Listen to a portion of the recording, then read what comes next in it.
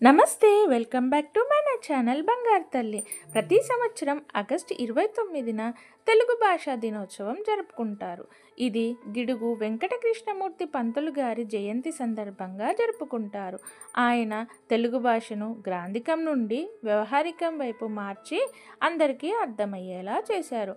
ఆయన 1863లో శ్రీకాకుళంలో జన్మించారు. తెలుగు భాషను అందరికీ సులభంగా ఆచరణలో వాడుకునేలా చేసిన గొప్ప భాషావేత్త ఆయన. తెలుగు భాష ప్రాధాన్యతను గుర్తు చేసుకోవడానికి, యువతలో తెలుగు పట్ల గౌరవాన్ని పెంచడానికి ఈ దినోత్సవం జరుపుకుంటారు. భారతదేశంలో 3వ అత్యధికంగా మాట్లాడే భాష తెలుగు. ప్రపంచవ్యాప్తంగా 8 కోట్ల మంది తెలుగు భాష మాట్లాడుతారు. తెలుగు భాషను యూరోపియన్లు ఇటాలియన్ ఆఫ్ ద ఈస్ట్ అని కూడా పిలుస్తారు. ఈరోజు తెలుగు భాషా దినోత్సవం సందర్భంగా మనమందరం కూడా తెలుగులోనే మాట్లాడదాం. ఈ వీడియో కనుక మీకు నచ్చినట్లయితే ఒక లైక్ చేయండి. Thank you.